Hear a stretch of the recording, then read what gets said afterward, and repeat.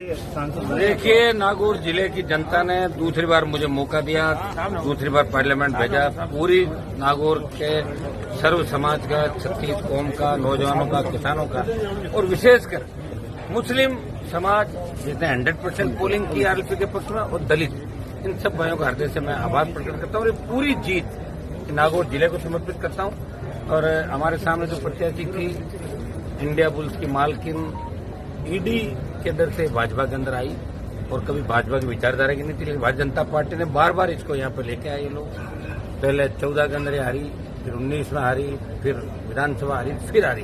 तो मुझे लगता है कि अभी तक ये पीछा छोड़ेगी नहीं। चौथा मायरा हम लोगों ने भर दिया इसका वोटों से और आगे भी होगा तो हम लोग तैयार हैं। नागौर की जनता किसी बरगलावे के अंदर नहीं आएगी। जमकर सत्ता का दुरुपयोग हुआ नागौर के अंदर, आचार संहिता की धज्जियां उड़ाई भारतीय जनता पार्टी ने, वो सारी शिकायत हम लोग करेंगे।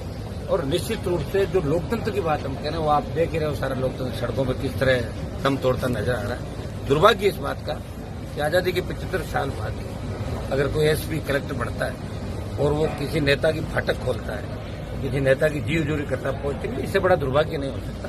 ये सारी चीजें भी हम करेंगे। अब कोई दिक्कत एमपी बन गया, अब सारी चीजें पता किसको कहाँ बुलाना और कहाँ बैठा रखना, ये सारी बातें हमारे हाथ के अंदर आ गई। आप निश्चिंत रहें। पहले भी जो अधिकारी दादागिरी कर रहे थे राजस्थान में, उनका दिमाग ठीक किया, आगे भी करेंगे और जिले को 1-2 दिन के अंदर अच्छी खुशखबरी भी आपको 1-2 दिन के अंदर दे देंगे। आपका मीडिया का भी मैं धन्यवाद दूंगा कि आप सबने पूरा सहयोग इस चुनाव के अंदर सब लोगों ने रखा। और जो 5 साल पिछले 5 साल के अंदर हमारे जो मुद्दे थे पीछे रह गए, या विकास के जो काम, ये जो सड़क बन रही है आपके नागौर के अंदर, भोगला रोड की जो सड़क बनी, अधूरी सड़क है, ढंग से नहीं बनी, उसको हम ठीक कराएंगे। और इस सड़क के बाद जो फ्लाईओवर हमारे जिले के अंदर आरओबी, आरयूबी जितने भी हैं, और ये मानासर का आरओबी जो गलत बना, ड्राइंग गलत कर दी अधिकारियों ने, उसी में जांच करवाऊंगा। ड्राइंग के अंदर जो भी अधिकारी दोषी थे उनके खिलाफ कार्रवाई करवाएंगे। तो इसको कोशिश ये करेंगे कि मानासर का जो फ्लाईओवर है जिससे एक्सीडेंट होता है, इनको मैं ठीक कैसे करवाऊंगा। इंजीनियरों की टीम भेज के इसका वो भी करेंगे। जिले में पीने का पानी शुद्ध ढाणी मिले। शिक्षा के क्षेत्र में हमारा जिला आगे बढ़े। जहाँ मैं खड़ा हूँ इस कॉलेज के अंदर, यहाँ सब्जेक्ट नहीं हुआ करते थे। पिछले साल सारे पीजी सब्जेक्ट हुआ है हम लोगों ने मिलकर। जिले में करीब 2 दर्जन कॉलेज पिछले 10 साल के अंदर। केंद्रीय विद्यालय 4 खुले। कोशिश करेंगे मकराना, जाहिल सहित तमाम क्षेत्रों में नए केंद्रीय विद्यालय खुले। और केंद्र की योजनाएं, चाहे रेल की हो, चाहे हाईवे हो, नेशनल हाईवे फलोदी से लेकर नागौर जयपुर स्कूल, NH हमारा बाकी स्कूल भी पूरा कराएंगे, घोषित कराएंगे। और ठीक ठाक रहा सब, जैसा कि दिल्ली में चल रहा है। एनडीए इंडिया के अंदर कौन सरकार बना था, हम तो कोशिश करेंगे इंडिया अलायंस की सरकार बने। और निश्चित रूप से कुछ भी हो सकता है, राजनीति के अंदर कह नहीं सकते। मोदी का 400 पार का नारा धरा रह गया। मोदी अमित शाह का घमंड उतार दिया राजस्थान के लोगों ने।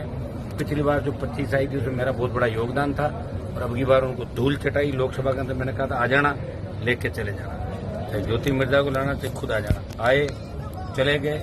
कुछ कमियां हमारी तरफ से रही थी जिसकी वजह से जीत का मार्जिन कुछ कम रहा। हमने लाख वोटों से ज्यादा जीत मानी थी और जीत 40,000 पर आ गई। 25,000 वोट उस बल्ले वाले ब्लैक मेलर ने, जिसने विधानसभा में क्योंकि जब मेरे 5,000 वोट किए, तो ब्लैक मेलर ने 25,000 वोट कम किए। वो दिमाग से खेले हुए, नहीं तो जीत 40 की 65,000 में पहुंच जाती। हम इन बातों का भी, ये राजनीति है, जो षड्यंत्र पल पल होते हैं, आप जानते हैं। सारी बातें जमीन से जुड़े लोग हैं, किसानों के बेटे हैं। मैं जाकिर साहब, MLA साहब और चेतन टूडी का विशेष रूप से धन्यवाद।